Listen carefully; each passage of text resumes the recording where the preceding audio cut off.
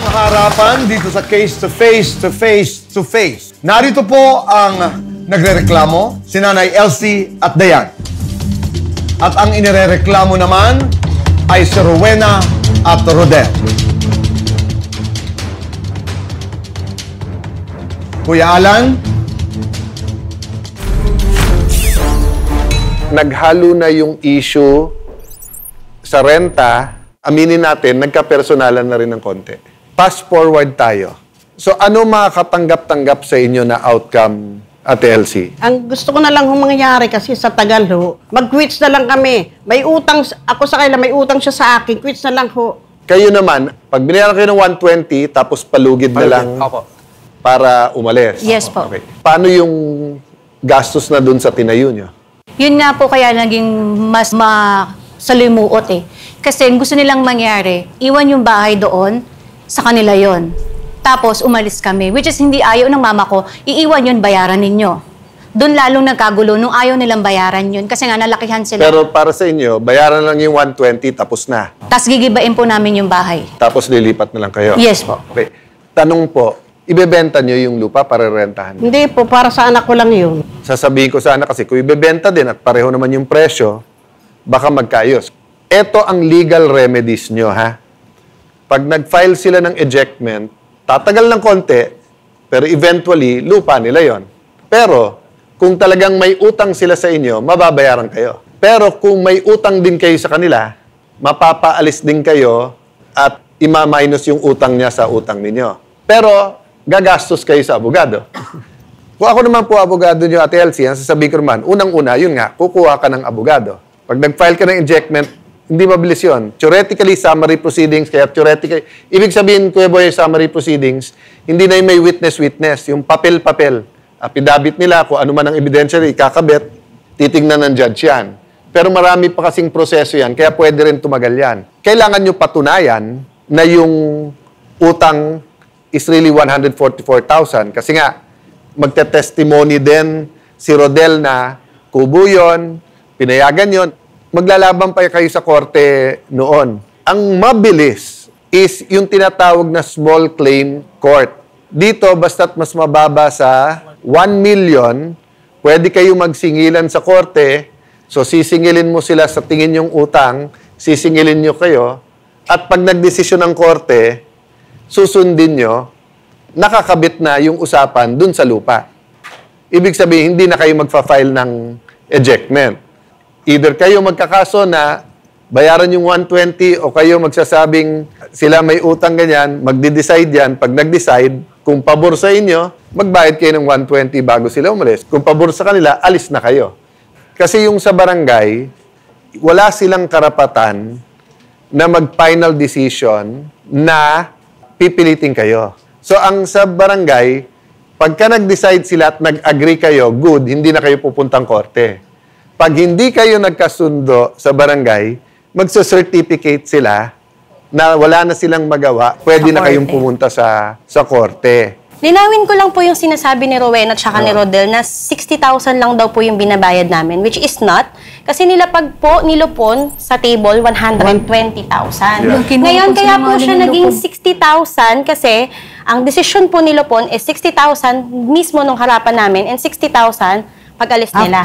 Kaya wala po itong pirma kasi pag-iisipan pa daw po nila. You can read. Yeah, kasi binawi nyo na yung offer. Kasi sila tatanggapin pa rin yung 120. Pero simula nun, binago nyo na eh. Sinabi nyo ha, hindi nyo tatanggapin magbayad ng 120 kasi may utang din sila ng 140 sa inyo. Kahit marisolba natin kung 60-120, hindi pa rin natin mariresolba. Kasi kahit sabihin nila, sige, tama kayo, 120. Ayaw nyo na ibayad yung 120, di ba? Kuya Alan, isang paglilinaw lang din siguro. Sa ilalim po ng civil code natin, hindi po natin pwedeng pilitin ang mga creditors, yung mga nagpautang, na magbayad yung mga nangutang na partial lang. So, decision yun ng nagpautang kung tatanggapin ba nila na installment yan or partial lang.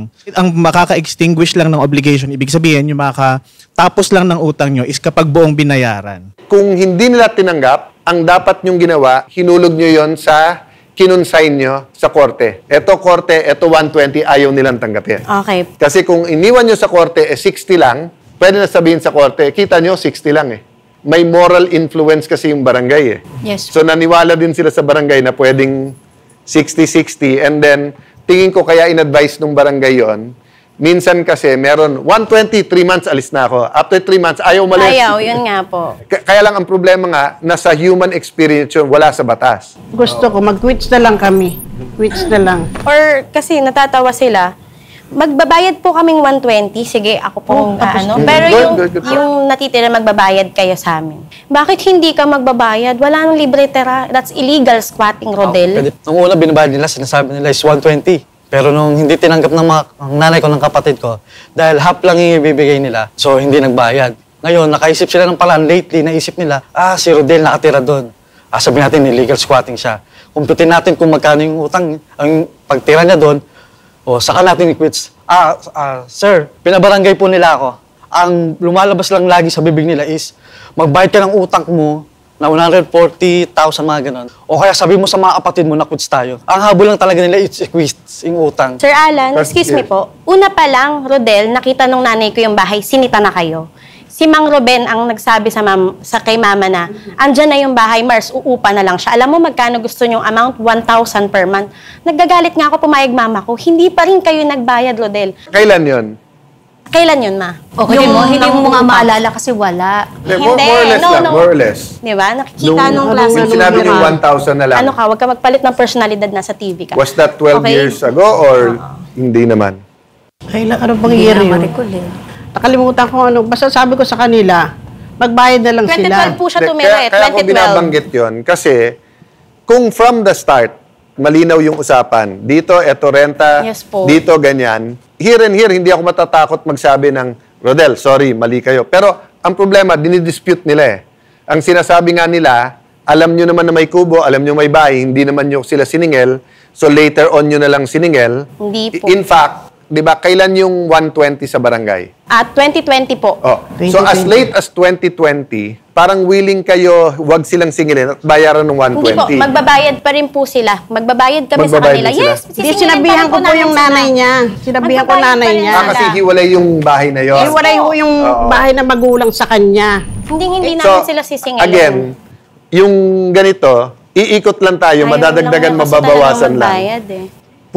Pupunta to sa korte. Yes po. Ang unang-una, kahit sabihin ko sa inyo ngayon, pirmahan kayo, sumunod kayo sa akin. Unang-una, papayag ba kayo? Tingin ko, hindi. Pangalawa, kahit pumayag kayo, eto yung mga kaso na pag nag-decide akong tama po sila, bayad kayong 120, pupunta ka pa rin sa korte. Kayo naman, pag sinabi kong sandali lang, quits kayo, yung mga kapatid nyo naman hindi susunod kasi ang tingin nyo, mali ako doon. That's precisely why we have the courts. That's why nga, sa Pilipinas, walang jury system. Ang sistema natin, judge, kasi yung judge, naka-training yan at walang pakialam yan sa politika, sa sentimento, sa ano. Ang judge, naka-train yan, tingin pa lang, totoo sinasabi ni Elsie. Nagsisungaling si Elsie dito. Totoo yan sinabi, nasan yung papel? Sabi mo hindi, nasan yung papel? Duda ako sa papel, nasan si Lupon? Lupon, punta ka dito, ano Di ba? So, yun ang training ng judge. From where I sit right now, Kuya Boy, masyadong malayo para maghilahan sa aregluhan eh.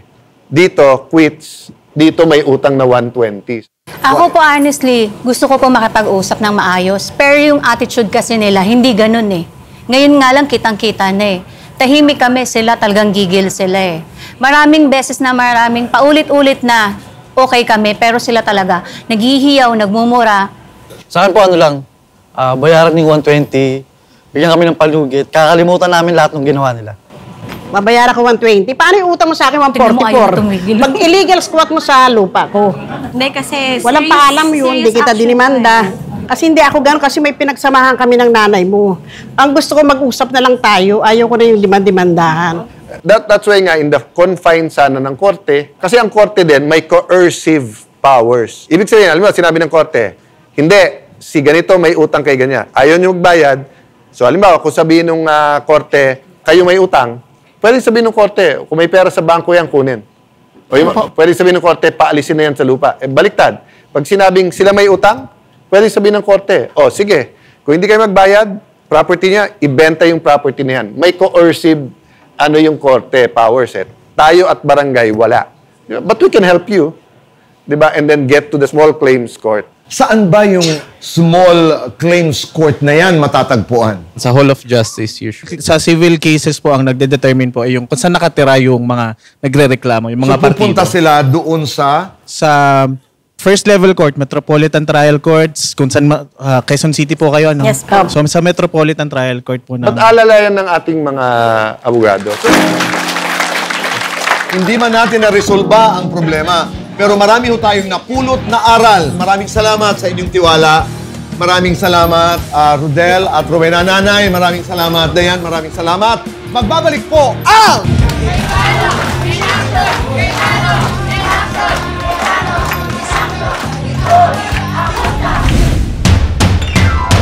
Matapos magharap sa programa, sinamahan ng Cayetano in Action with Boy Abunda ang pamilya Bernal at pamilya Sapico sa lupon ng kanilang barangay para magkaroon ng bagong kasunduan. So far, may maliliit na problema pero kayang ma-areglo at mapagkasundo. Ang aming tungkulin po ay maging mapayapa ang pagkakasundo ng bawat naghahain ng suliranin sa amin. Malaking tulong din sa amin yun kasi para ma-finalize nga yung problema namin. Though ayaw nila na sumipot kami magkapatid, ginawa ko pa rin yun bilang panganay na anak para nga masettle na yung problema namin, na which is sana nga matapos na ngayon. Bagamat hindi pa rin ganap na naresolba ang alitan ng dalawang pamilya, nagkaroon naman sila ng bagong kasunduan tungkol sa bayaran. Ang pinayo ng kapatid niya, yung nasa CFA na 120,000, mag-meet na lang sa gitna. Na kung sakali naman, hanggang magkano? Baka hindi pumayag sa 60,000. O hanggang magkano ba ang kaya nyo? Naitanong naman. Pumayag naman na hanggang 70,000 daw. Marami pong salamat kay Sir Alan, kay Tito Boy po na nakipag-usap at i-counsel kami that time kasi malaking tulong sa amin yun, pareho kami magkapatid. Mas na-enlighten kami na maging makapagpatawad man kung ano man yung naging problema namin. Though willing naman talaga kami na maayos yun. Yun nga lang talaga nandito kami sa point na to. Pero maraming salamat po ulit kay Sir Alan tsaka kay